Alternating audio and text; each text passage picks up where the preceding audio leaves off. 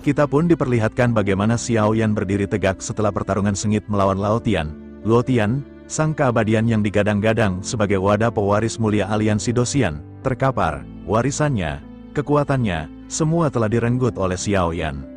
Luo Tian, dengan sisa-sisa kesadarannya, menatap Xiao Yan dengan mata yang dipenuhi ketakutan dan kekaguman karena ada sekarang dia melihat sosok reinkarnasi dari Yang Mulia. Namun di saat bersamaan Xiao Yan merasakan tekanan yang luar biasa, jauh lebih kuat dari yang pernah dia rasakan sebelumnya, bahkan melebihi Jin Wuyeye dan Luo Tian. Luo Tian, dengan sisa-sisa kekuatannya, berbisik dengan nada putus asa, pemimpin aliansi Dosian, dia datang. Ketakutan mencengkeram hati Xiao Yan, dia tahu, dengan kekuatannya saat ini, dia tidak akan mampu menghadapi pemimpin aliansi Dosian. Orang ini adalah puncak kekuatan aliansi Dosian, melawannya berarti bunuh diri.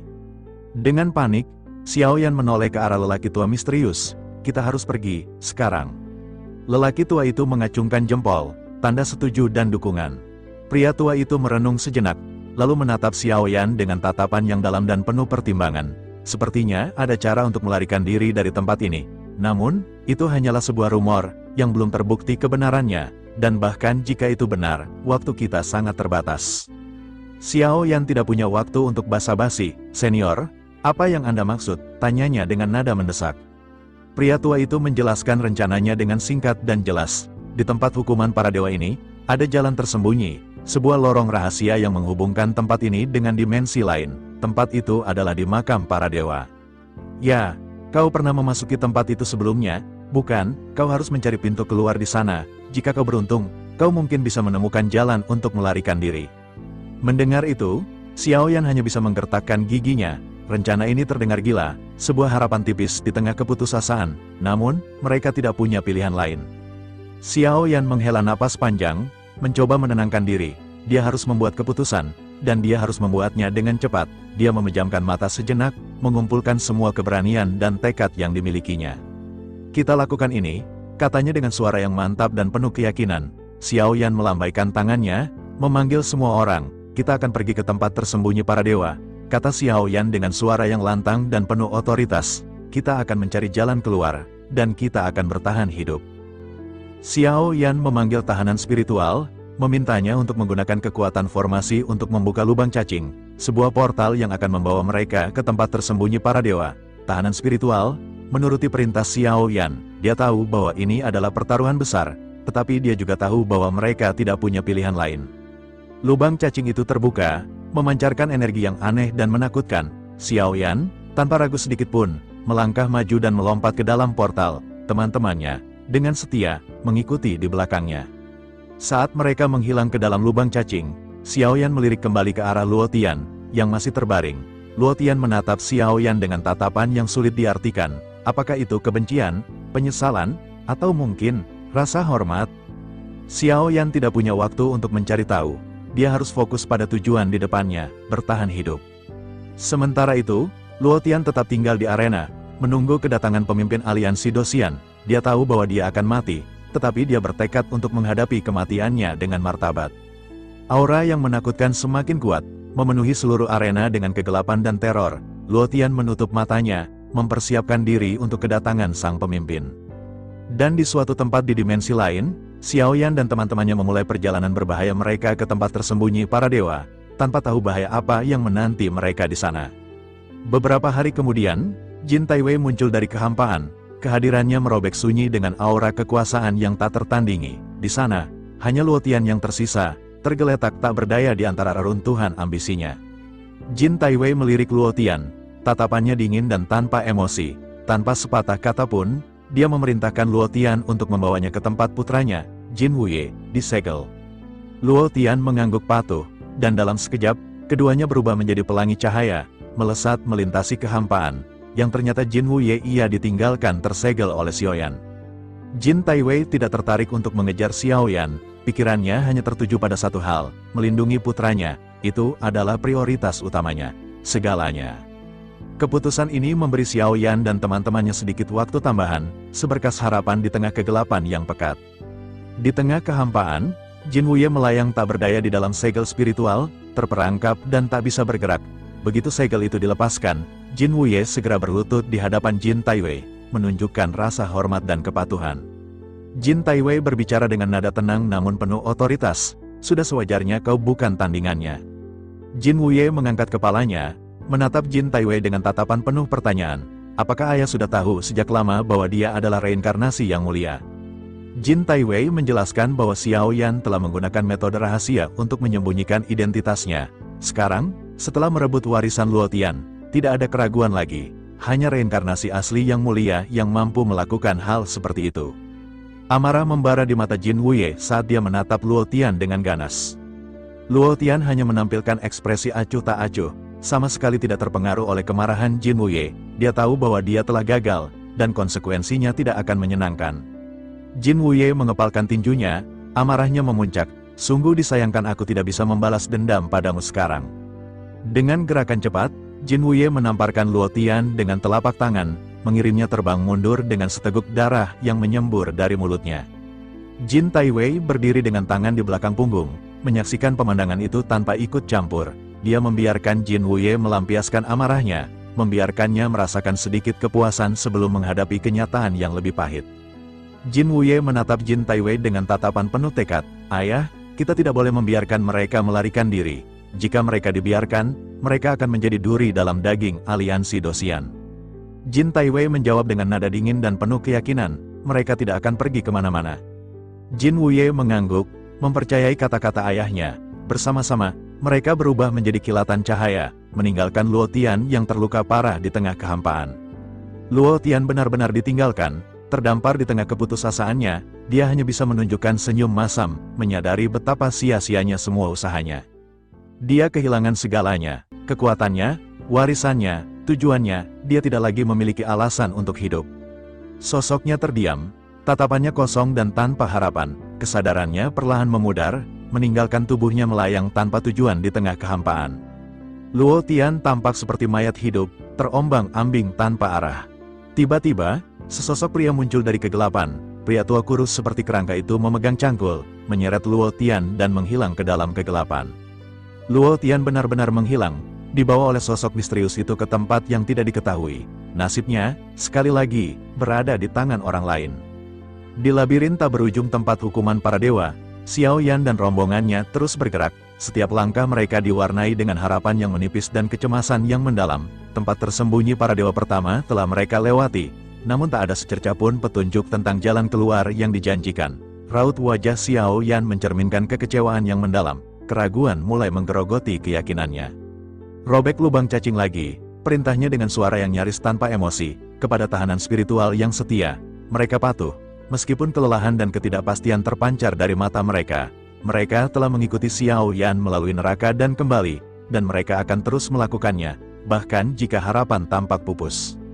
Tempat tersembunyi para dewa kedua, ketiga, dan keempat, semuanya kosong, sunyi, dan tanpa petunjuk. Setiap kegagalan terasa seperti pukulan telak bagi semangat mereka. Xiao Yan mulai bertanya-tanya apakah mereka telah ditipu, apakah lelaki tua itu hanya memberikan harapan palsu. Sementara itu, di belakang mereka, Jin Wuye dan Jin Taiwei melacak jejak mereka dengan kegigihan yang tak kenal lelah. Mereka muncul di tempat Xiao Yan sebelumnya berada, seperti hantu yang mengikuti mangsanya. "Mereka tidak di sini," kata Jin Taiwei dengan suara dingin yang menusuk tulang. "Mereka bergerak cepat, tetapi mereka tidak bisa bersembunyi selamanya." Jin Taiwei mengamati sekelilingnya. Tatapannya tajam dan analitis. "Aku penasaran dengan apa yang mereka coba lakukan. Tempat hukuman para dewa ini seperti labirin tanpa jalan keluar. Kecuali satu, lantai paling atas. Mengapa mereka tidak menuju ke sana? Apa yang mereka cari di tempat-tempat terpencil ini?" Jin Wuye, yang dipenuhi dengan amarah dan keinginan untuk membalas dendam, bertanya dengan nada tidak sabar, "Mungkinkah ada jalan keluar lain yang kita tidak tahu?" Jin Taiwei mengabaikan pertanyaan Jin Wuye. Pikirannya sudah jauh di depan. Dia merobek lubang cacing dengan gerakan cepat dan efisien, lalu melangkah masuk tanpa ragu. Jin Wuye, meskipun merasa frustrasi dengan ketidakpedulian ayahnya, mengikuti di belakangnya. Di tengah perjalanan mereka yang tak berujung, Xiao Yan tidak bisa lagi menahan keraguannya. Dia berhenti, menatap lelaki tua itu dengan tatapan menuntut. "Senior," katanya dengan suara yang dipenuhi dengan ketegangan, "dari mana Anda mendapatkan informasi ini? Kami telah menjelajahi banyak tempat, dan kami tidak menemukan apapun, hanya tersisa satu tempat lagi. Jika tidak ada jalan keluar di sana, maka kita harus menghadapi pemimpin aliansi Dosian. Apakah Anda yakin dengan apa yang Anda katakan?" Lelaki tua itu menatap Xiao Yan dengan tatapan yang tenang dan penuh pengertian. "Aku tahu kau meragukanku, Xiao Yan, aku tahu kau merasa seolah-olah aku telah menyesatkanmu. Tapi percayalah, aku melakukan ini untuk kebaikanmu." "Tapi bagaimana jika Anda salah?" tanya Xiao Yan, suaranya meninggi karena frustrasi. "Bagaimana jika kita membuang-buang waktu untuk mengejar hantu, sementara musuh kita semakin dekat?" Lelaki tua itu menghela nafas. "Aku tidak bisa menjamin apapun, Xiao Yan, aku hanya bisa memberitahumu apa yang aku tahu.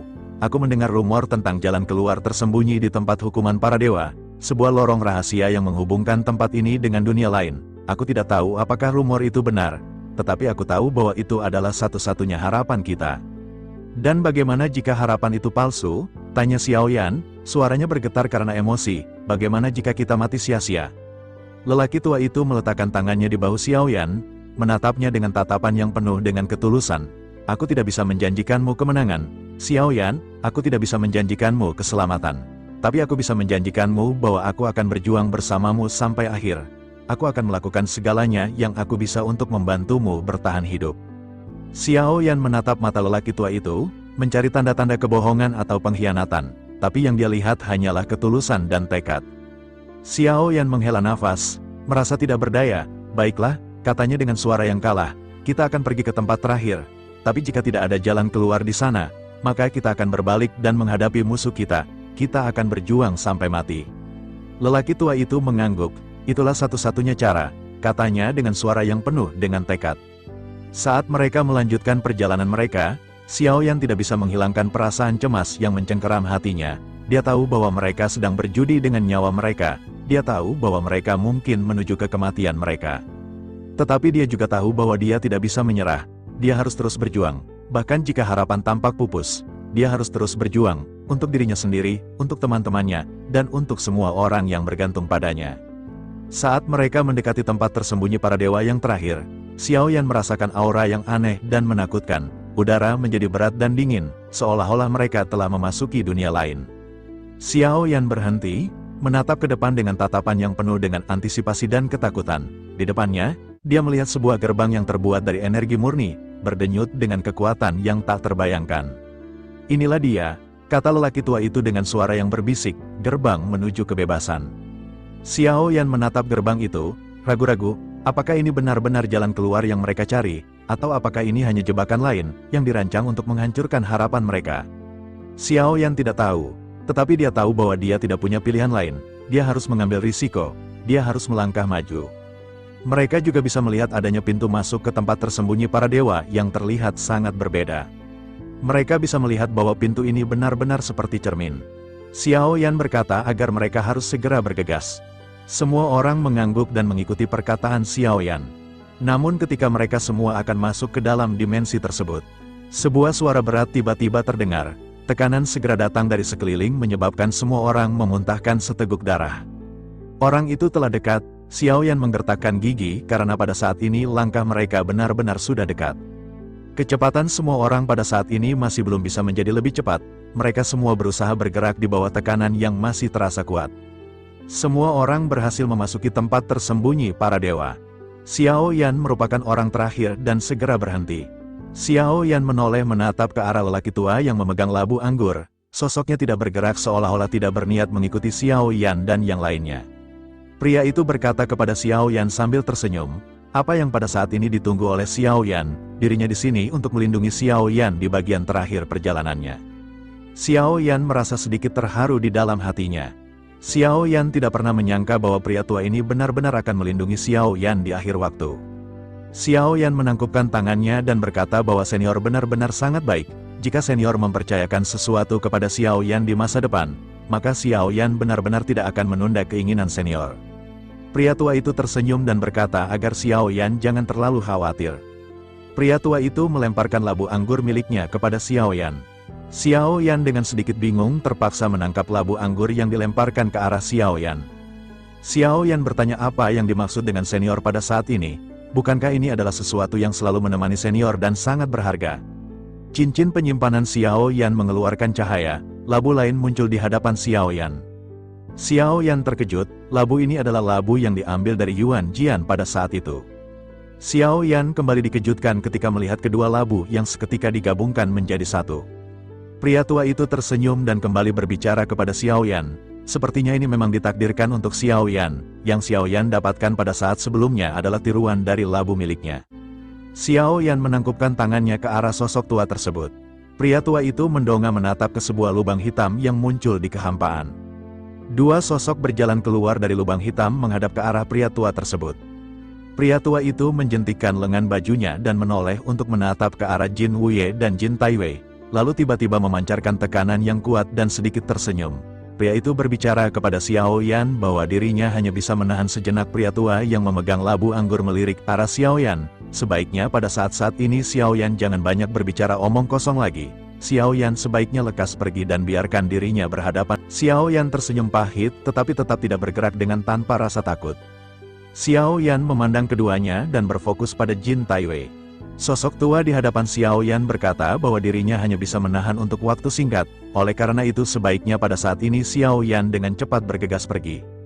Dari kejauhan Jin Taiwei menyipitkan matanya ketika melihat sosok tua di hadapannya, lalu berkata, ternyata ini adalah leluhur dunia yang luas dan ternyata dirinya baik-baik saja. Xiao Yan seketika terkejut dan kembali menatap ke arah lelaki tua yang berpenampilan sederhana seperti apa yang diucapkan oleh Jin Taiwei. Leluhur ini mungkin bukan hanya lelaki kuat yang berada di tempat ini tetapi dirinya juga merupakan orang yang tersisa yang terkuat dari dunia luas. Pria tua itu kembali berteriak kepada Xiao Yan ketika bertanya apakah Xiao Yan menunggu untuk mati. Xiao Yan balik bertanya kepada pria, apakah senior adalah leluhur dari dunia yang luas?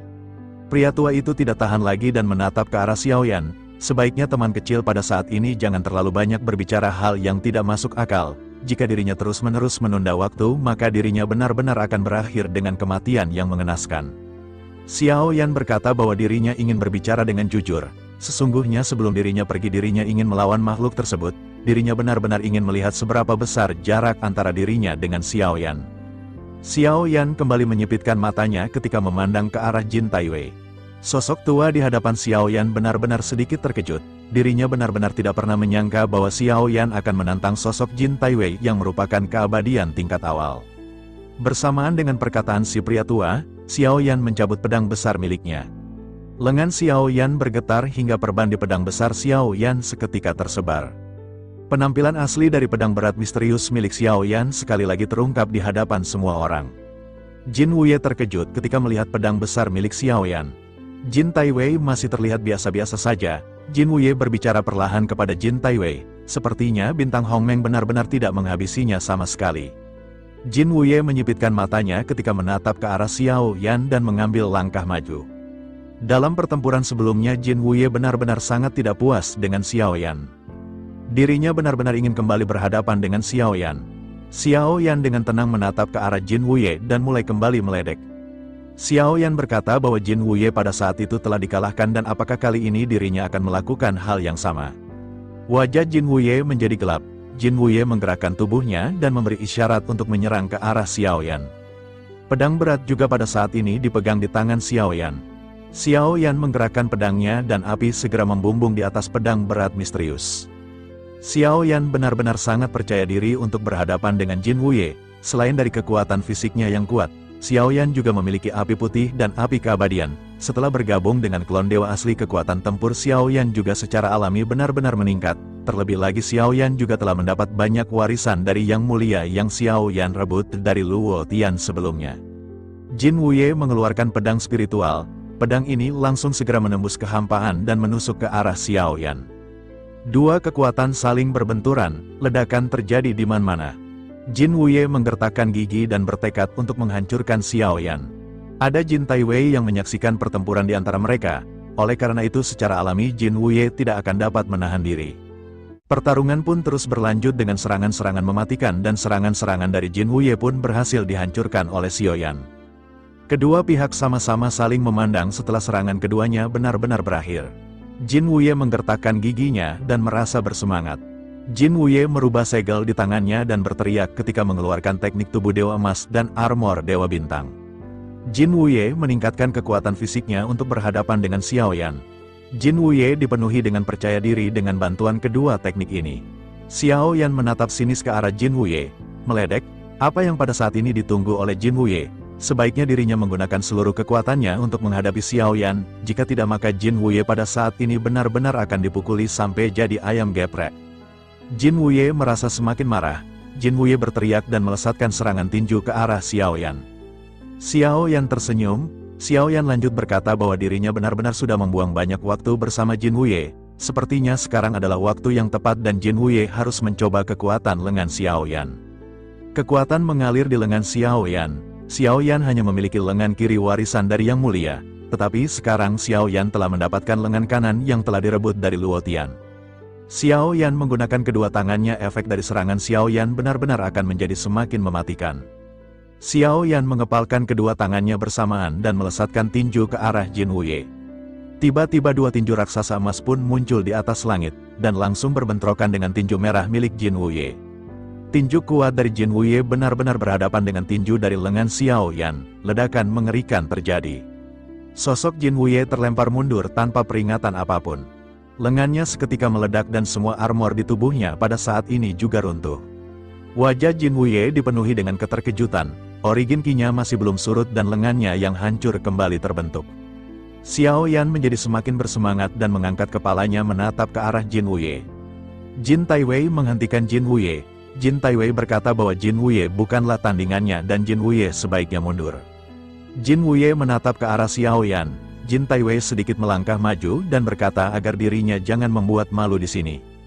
Jin Taiwei khawatir Xiao Yan ini bahkan tidak menggunakan 10% dari kekuatannya untuk melawan Jin Wuye. Jin Wuye terkejut dan memandang ke arah Xiao Yan. Jin Wuye benar-benar tidak pernah menyangka bahwa ternyata kekuatan Xiao Yan pada saat ini melebihi kekuatan Jin Wuye. Xiao Yan dengan ekspresi acuh tak acuh menatap ke arah Jin Taiwei yang bersiap untuk bertempur. Jin Taiwei menatap ke antara alis Xiao Yan dan hal tersebut membuatnya semakin bingung.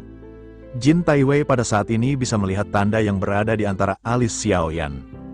Jin Taiwei mengenali tanda yang persis sama dengan tanda yang dimiliki oleh Dewa Jahat pada saat itu.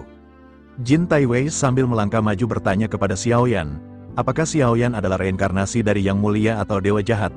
Namun tidak peduli Xiao Yan reinkarnasi siapapun hidupnya akan berakhir di sini hari ini. Jin Taiwei memancarkan kekuatan yang mengejutkan dari tubuhnya. Kekuatan ini bukanlah Origin Ki tetapi kekuatan keabadian yang lebih kuat daripada Origin Ki. Xiao Yan tidak menjawab dan menoleh untuk menatap ke arah leluhur dunia luas. Xiao Yan tersenyum dan berkata jika Xiao Yan tidak bisa mengalahkan orang ini senior sepertinya harus mengambil tindakan. Sosok tua itu sedikit tercengang tetapi dirinya masih mengangguk. Xiao Yan kembali menatap ke arah Jin Taiwei. Xiao Yan berkata biarkan dirinya pada saat ini melihat apa yang bisa dilakukan oleh seorang immortal atau keabadian. Jin Taiwei tersenyum sinis melihat Xiao Yan yang tidak tahu seberapa tingginya langit. Matanya berangsur-angsur menjadi semakin suram, sosoknya berubah menjadi bayangan yang tidak terhitung jumlahnya. Sosoknya tiba-tiba muncul di hadapan Xiao Yan dalam sekejap mata. Jin Taiwei mengangkat tangan kanannya dan berkata bahwa hanya seonggok dewa asli yang hanya memiliki sumber Origin Ki berani menantangnya. Jin Taiwei menjatuhkan tinju ke arah dada Xiao Yan. Kekuatan keabadian meledak tanpa penyimpangan apapun kepada Xiao Yan. Lengan penghancur dewa kembali berguncang dan meledak untuk menahan serangan dari Jin Taiwei. Xiao Yan baru saja mengetahui bahwa kekuatan dari lengan penghancur dewa ini benar-benar menjadi semakin kuat. Dalam pertempuran sebelumnya dengan Jin Wuye, kekuatan dari lengan penghancur dewa ini sudah sangat kuat. Kekuatannya benar-benar menjadi 2 kali lipat daripada sebelumnya. Tabrakan di antara kedua belah pihak terjadi dan mengguncang tempat hukuman para dewa. Xiao Yan terguncang dan terus mundur sejauh puluhan meter. Xiao Yan menstabilkan sosoknya dan menatap ke arah sosok Jin Taiwei.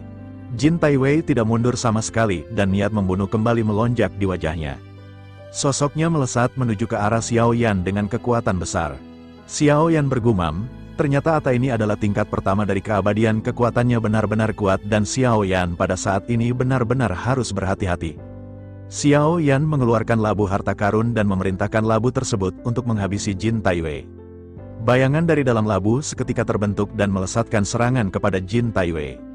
Raksasa jin itu pun yang keluar dari labu itu langsung menghantam Jin Taiwei, namun tentu saja di hadapan keabadian itulah hanya sebutiran debu.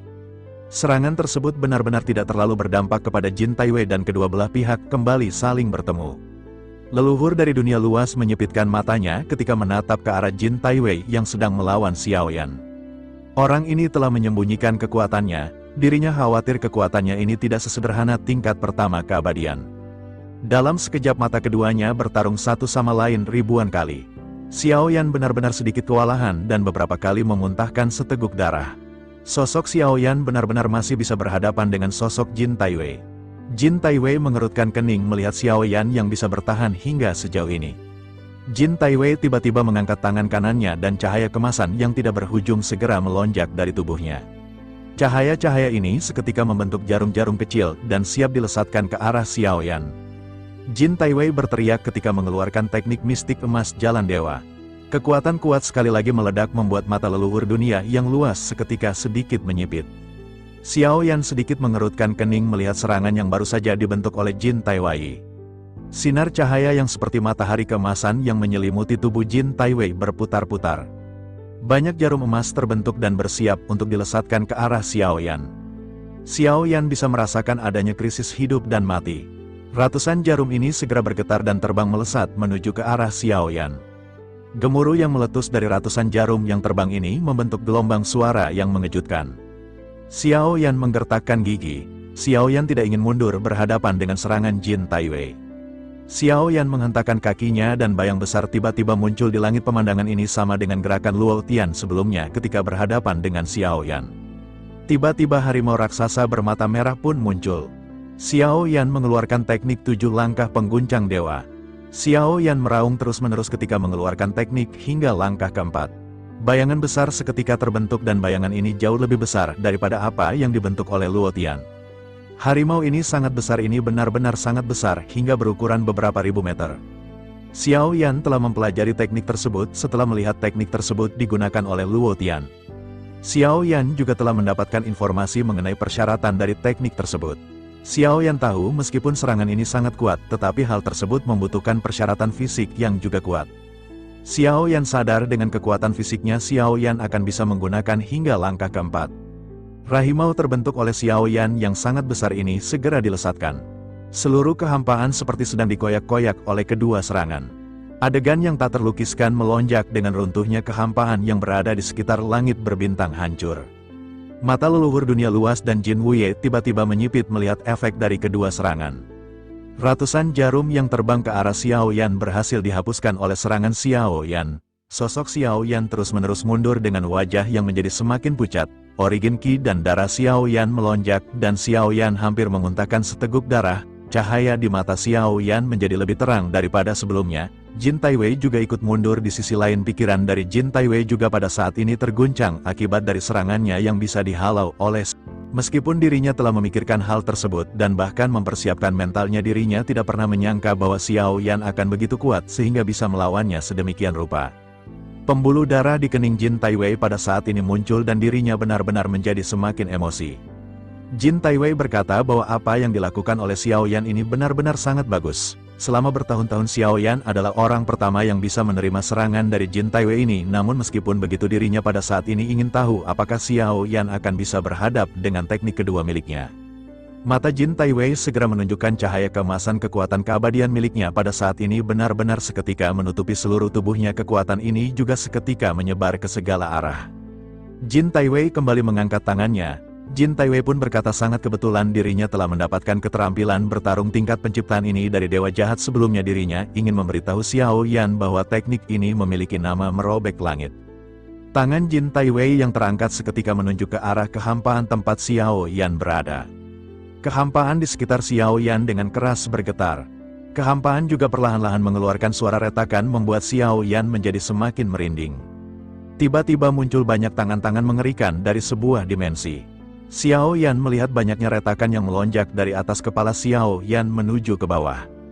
Xiaoyan menyadari bahwa tangan mengerikan ini juga pasti akan seketika merobek tubuh Xiaoyan. Xiaoyan mengepalkan tinjunya dan Xiaoyan segera menekan ke depan. Xiaoyan melesatkan pukulan untuk menghancurkan tangan mengerikan ini agar bisa melarikan diri.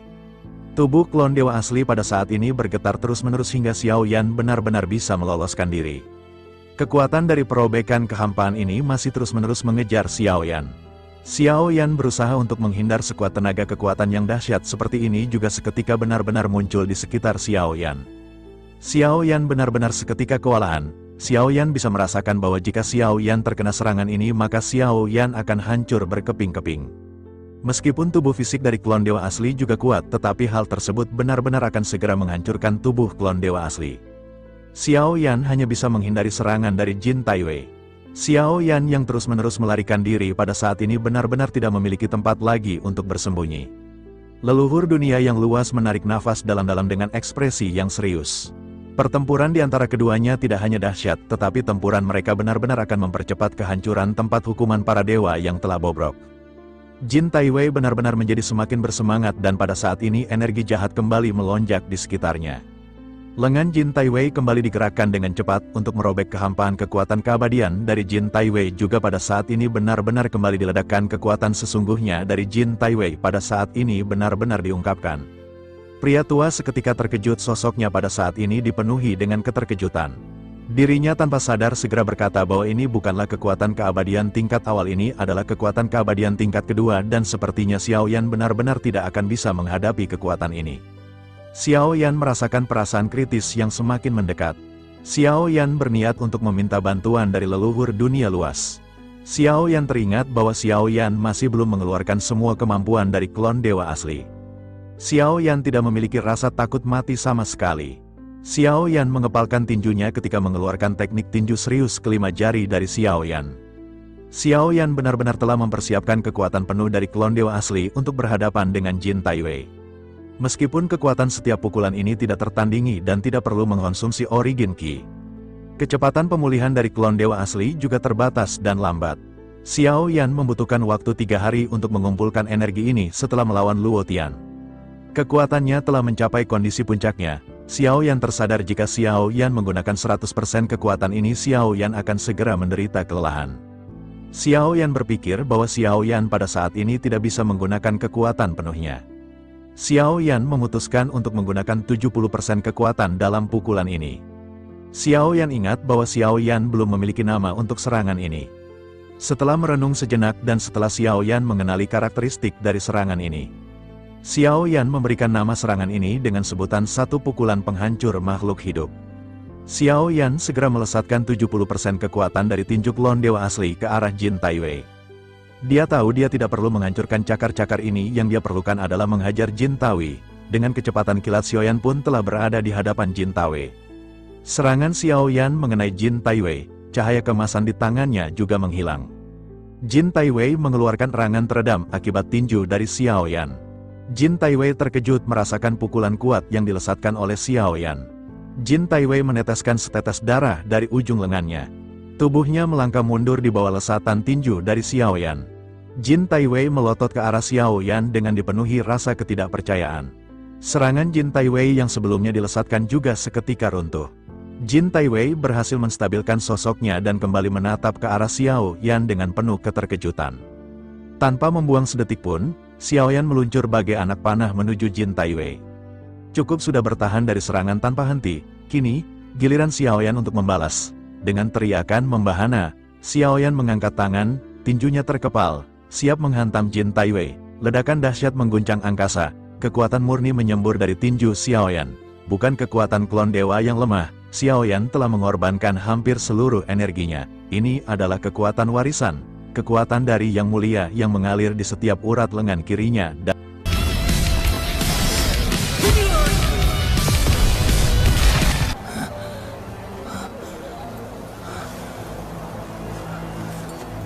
Jin Taiwei pun benar-benar sangat marah dengan kejadian ini. Dia pun dipukul, dihajar habis-habisan oleh Xiao Yan. Tentu saja dia tidak terima akan hal ini, yang pada akhirnya dia pun terbang ke langit dengan aura ganas. Bentar, dengan mata membara, Jin Taiwei mengangkat telapak tangan, kekuatan penghancur keluar dari tubuhnya. Di kejauhan, leluhur dunia luas menyipitkan mata, terkejut, cahaya kemasan menyelimuti Jin Taiwei. Bukan jarum emas, melainkan badai petir emas yang dahsyat. Petir-petir itu berbentuk naga emas yang sangat besar. Mata Xiao Yan menyipit tajam. Serangan petir ini akan menghancurkannya. Maut mengintai, dan Xiao Yan hendak meminta bantuan leluhur dunia luas. Namun, Sebelum kata-kata terucap, sesosok tua muncul di hadapannya. Leluhur dunia luas menoleh, berkata dengan tenang, "Cukup sudah bersenang-senang, Xiaoyan. Waktunya pergi." Xiaoyan terkejut, namun mengangguk penuh hormat. Ia menangkupkan tangan, berterima kasih pada pria tua itu. Sang leluhur tersenyum, menjentikan lengan bajunya. Gravitasi berubah, dan Xiaoyan terlempar menuju tempat tersembunyi. Melihat Xiaoyan melarikan diri, Jin Taiwei murka. Ia mengerahkan seluruh kekuatan abadi, mencoba menghentikan Xiaoyan. Ia mengejar, meluncurkan serangan mematikan. Namun, leluhur dunia luas melangkah maju. Kekuatan dahsyatnya membungkam Jin Taiwei.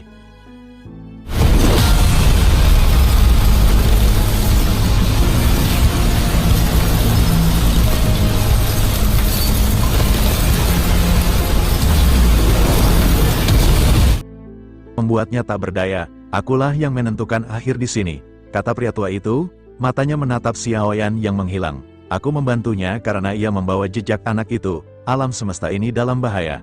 Namun apakah ia mampu memikulnya? Takdir yang akan menjawab." Tempat tersembunyi para dewa bergetar, dan Xiaoyan menghilang di dalamnya. Di sana, ia bertemu dengan para pejuang yang telah tiba lebih dulu. Xiaoyan hanya bisa menunggu. Cemas, dia tidak tahu apakah orang tua itu mampu menahannya dan mengalahkannya. Kegelapan abadi mencengkeram segalanya. Sebuah tirai kelam yang lebih pekat dari malam tanpa bintang di kedalaman jurang. Xiaoyan, bersama para sahabat seperjuangannya, terjebak dalam pusaran dimensi tersembunyi, sebuah tempat yang dulunya diagungkan sebagai kediaman para dewa, namun kini hanya menyisakan keheningan yang memekakkan telinga. Mereka datang untuk mencari jalan keluar, namun justru menemukan diri mereka di ambang kehancuran. Tiba-tiba, sebuah aura yang tak terlukiskan menerjang mereka. Sebuah kekuatan dahsyat yang melampaui batas-batas keabadian itu sendiri. Tekanan maha hebat menghantam tubuh mereka, meremukkan tulang-tulang dan memeras setiap tetes darah. Xiaoyan, yang baru saja kehilangan klon dewa aslinya dalam pertempuran sebelumnya, merasakan tubuhnya bergetar hebat. Kekuatan seorang Daugat bintang 4, sebuah pencapaian yang dulunya ia banggakan, terasa begitu remeh, tak berarti di hadapan amukan kekuatan yang tak terduga ini.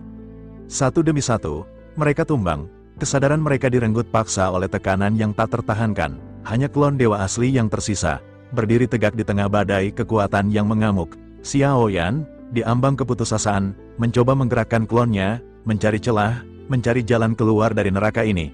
Namun, pintu masuk yang tadi mereka lewati, satu-satunya harapan untuk kembali, telah lenyap, digantikan oleh cahaya menyilaukan yang memancarkan tekanan yang semakin menggila.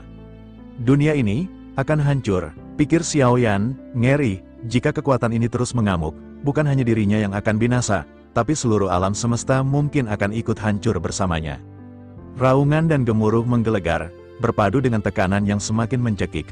Langit dan bumi seolah runtuh di atas kepala mereka.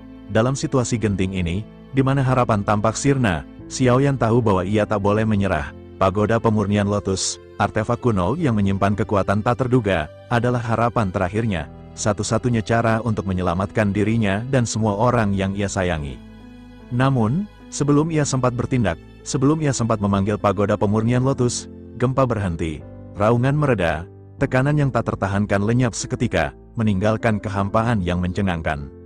Xiaoyan terhuyung ke depan, terpana, di sekelilingnya hanya ada cahaya, cahaya tanpa bentuk, tanpa warna, tanpa asal, sebuah ketiadaan yang memuakkan. Ia mencoba mengendalikan tubuhnya. Namun sia-sia, ia terombang-ambing dalam pusaran kekuatan yang tak terduga, seperti sehelai daun yang diterbangkan angin badai. Rekan-rekannya menghilang, aura mereka lenyap di telan kehampaan. Kekuatan hisap yang mengerikan ini mungkin telah mengirim mereka ke tempat yang berbeda, ke dimensi lain yang tak terjangkau. Tiba-tiba, sebuah tangan raksasa muncul dari kehampaan, sebuah entitas kosmik yang tak terbayangkan. Tangan itu mengulurkan diri ke arah klon dewa asli Xiaoyan, satu-satunya bagian dirinya yang tersisa.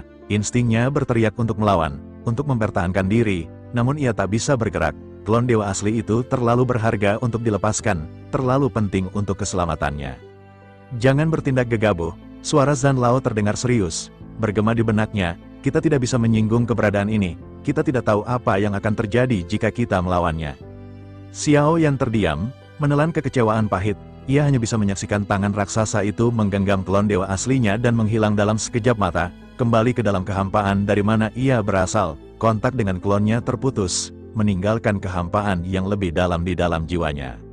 Siapakah sosok yang begitu berkuasa hingga Zhan Lao, seorang guru yang bijaksana dan berpengalaman, pun memperingatkannya? Siapakah entitas kosmik yang mampu mengguncang fondasi alam semesta? Xiao Yan hanya bisa menghela napas panjang, merasakan ketidakberdayaan yang mendalam. Di bawah kekuatan hisap yang tak tertahankan, kesadarannya mulai meredup, perlahan tapi pasti. Sebagai seorang Daugat bintang 4, ia tak mampu lagi bertahan. Kegelapan menyelimutinya, menenggelamkannya ke dalam jurang ketidaksadaran. Di lautan kehampaan yang luas, sesosok tubuh melayang tak berdaya, terombang-ambing tanpa arah. Sebuah kapal yang mampu menembus batas-batas dimensi, mendekat, membawa secercah harapan di tengah keputusasaan. Itu adalah kapal dari kuil kuno. Saudara ke-9 telah ditemukan, seru seseorang di atas bahtera, suaranya memecah keheningan kehampaan. Mereka segera bergegas menyelamatkan Xiao Yan, mengangkat tubuhnya yang lemah dan membawanya ke dalam bahtera. Ye Feiyu dari kuil kuno, saudara ketujuhnya, memeriksa kondisinya dengan cermat, wajahnya dipenuhi kekhawatiran. Dia tidak bernapas, seru Ye Feiyu cemas, merasakan denyut nadi Xiao Yan yang nyaris tak terasa. Apa saudara ke-9 telah meninggal? Apa yang harus kita lakukan?